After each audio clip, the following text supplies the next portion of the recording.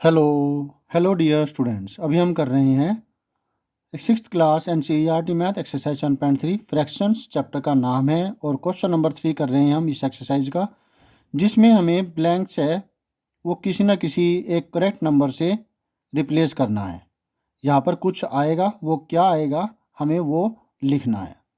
ठीक है, तो इसके एक तो मेथड है कि कुछ मल्टीप्लाई होगा कुछ डिवाइड होगा, ये वाला केस होता है, और एक होता है क्रॉस मल्टीप्लिकेशन। हम दोनों ही तरीके से इसको करके देखेंगे। क्रॉस मल्टीप्लिकेशन के लिए पहले मैं यहाँ पर नंबर्स लिख लेता हूँ। 2/7, 8 यहाँ पर मैं एक्स लिख लेता हूँ। कोई भी एक वेरिएबल ले लेंगे।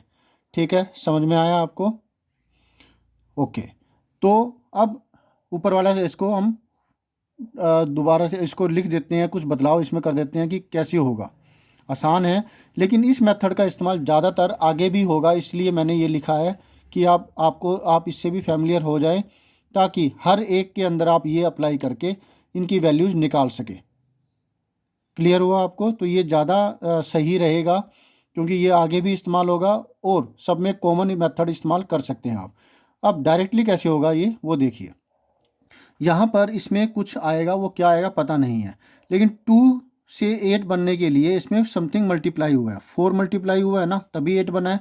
तो नीचे भी 4 से मल्टीप्लाई कर दीजिए, 28 आ गया।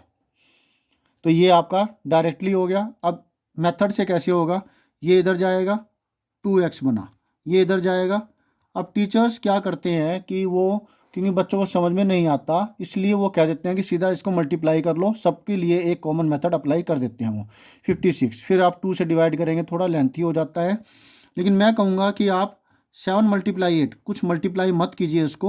2 मल्टीप्लाई में है, इक्वल के दूसरी तरफ जाएगा तो डिवाइड में आ जाएगा, और इससे इसको काट दीजिए। 2 1 इज 2 4 जा 7 4 जा 28 डायरेक्टली हो गया। नहीं तो 56 को 2 से डिवाइड करेंगे, थोड़ा सा लेंथी हो जाएगा। ठीक है, तो पहले ब्लैंक के लिए आपको आंसर है वो मिल गया। मतलब आपको मिलेगा 7। अब लिखना चाहें इसको दोबारा से तो 2/7 इजकल टू लिखोगे 8/28, ये आपका आंसर हो जाएगा। ठीक है, नेक्स्ट पार्ट के अंदर डायरेक्टली करें तो कैसे होगा वो अभी करते हैं। यहाँ पर अब मैं दूसरा वेरिएबल ले रहा हूँ, y ले लिया। अब 5 की टेबल में क्या मल्टीप्लाई करेगी, 10 बन जाए। 2 5 2 जा 10, तो नीचे भी 2 से मल्टीप्लाई करेंगे, 16 आंसर आ गया। ये हुआ डायरेक्ट। अब ये इधर गया 5y, ये इधर गया 10 × 8। अब फिर वही ये मल्टीप्लाई हो रहा है, डिवाइड में आ जाएगा। 10 × 8 बाय में 5 इक्वल के दूसरी तरफ जाएगा, तो ये होगा डिवाइड में। 5 1 इज 5 2 जार, तो ये आया आंसर 16। मतलब 5/8 is equal to 10/16। C part 3/5 is equal to, इस बार मैं यहाँ पर ए ले रहा हूँ। ठीक है, तो 5 में क्या मल्टीप्लाई किया गया, 20 आ गया 4, तो इसमें भी 4 से मल्टीप्लाई करेंगे 12, ये हुआ डायरेक्ट। अब ये इधर गया 3 × 20, 5 उधर गया 5 × ए। चाहे तो इसको रहने नहीं देते, लेकिन एक ही मेथड अप्लाई कर लेते हैं, कन्फ्यूजन नहीं होगा। नहीं तो आप इसके ऊपर रहने देते, क्योंकि 5 फिर नीचे लेकर के जाएंगे। तो ए इजकल टू हो गया 3 × 20 बाय में 5। चाहे तो आप डायरेक्टली ये कर सकते हैं, 3/5 मल्टीप्लाई में 20 इधर जाके हो गया। और अगर कन्फ्यूजन होता है तो फिर वही कर लीजिए, इसको इधर और फिर ये अकेला करना है, क्योंकि हमें ए की वैल्यू पता करनी है। इसलिए इसको अकेला करने के लिए 5 को दूसरी तरफ लेके जाना पड़ेगा, और इक्वल के दूसरी तरफ जाएगा तो डिवाइड में आएगा। 5 1 इज 5 4 जार, 3 4 जार 12, तो ए की वैल्यू आई 12। सॉल्व करेंगे तो 12 इजल टू ए लिखेंगे, और वो ए इजल टू 12 हो गया। तो 3/5 इक्वल टू 12/20, ये आपका आंसर हो गया। Is that clear? अब डी पार्ट। अब ये थोड़ा सा डिफरेंट है, इसको ज़रा समझिएगा कि कैसे होगा। यहाँ पे मैंने बी ले लिया। इन 3 केसों में समथिंग मल्टीप्लाई हुआ था, लेकिन यहाँ पर डिवाइड हो रहा है। 45 में क्या डिवाइड करें कि 15 आ जाए, तो आप 45 को 15 से डिवाइड करके देखिए, 3 आता है। इसका मतलब 45 को अगर 3 से डिवाइड करें तो हमें 15 मिलेगा।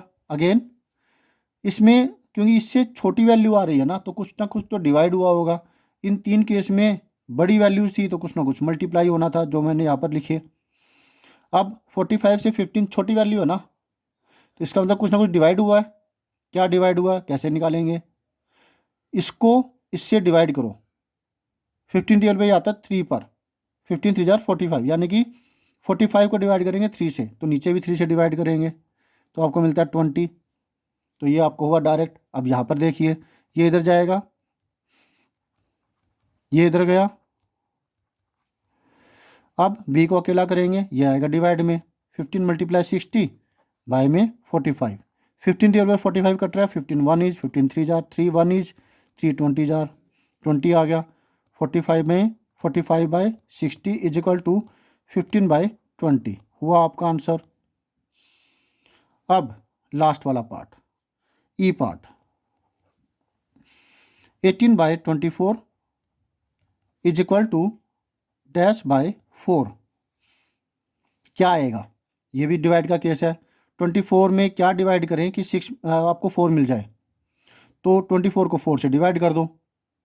डिवीजन फैक्ट है ना, ये डिविजिबिलिटी का टेस्ट जो फैक्ट होता है वो है भाई। अगर आपको पता करना हो कि क्या डिवाइड करें कि आपको 4 मिल जाए, तो आप इसको इससे डिवाइड कर दीजिए, तो जो आएगा वही हम इसमें डिवाइड करेंगे तो आपको ये मिलेगा। 24 को डिवाइड करेंगे 4 से तो आपको मिलता है 6, 4 6 जार 24, तो इसको 6 से डिवाइड करेंगे और इसको भी 6 से डिवाइड करेंगे तो आपको मिला 3। क्लियर, ये हुआ डायरेक्ट।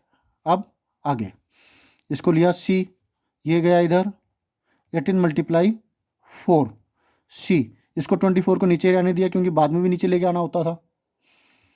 तो 4 1 इज 4 6 जार, 6 1 इज 6 3 जार, तो c की वैल्यू आई 3। अब तरीके से कैसे लिखेंगे वो लिख देता हूँ। 18 by 24 is equal to 3 by 4, ये हुआ आपका आंसर। सारे सोल्यूशन हो गए, वेरी गुड। तो ध्यान से प्रैक्टिस कीजिए, खुद करने की कोशिश कीजिए। दोनों टाइप के क्वेश्चन, क्या डिवाइड किया जाए क्या मल्टीप्लाई किया जाए, लास्ट के दो क्या डिवाइड किया जाए, पहले दो क्या मल्टीप्लाई किया जाए। और इस मेथड के अंदर कोई डिवाइड मल्टीप्लाई का केस नहीं है इस टाइप का, बस सीधा सा एक ही मेथड अप्लाई हो रहा है, क्रॉस मल्टीप्लिकेशन, और फिर वेरिएबल की वैल्यू फाइंड आउट करना जो कि ब्लैंक दे रखा है। होप सो आपको अच्छे समझ में आ गया।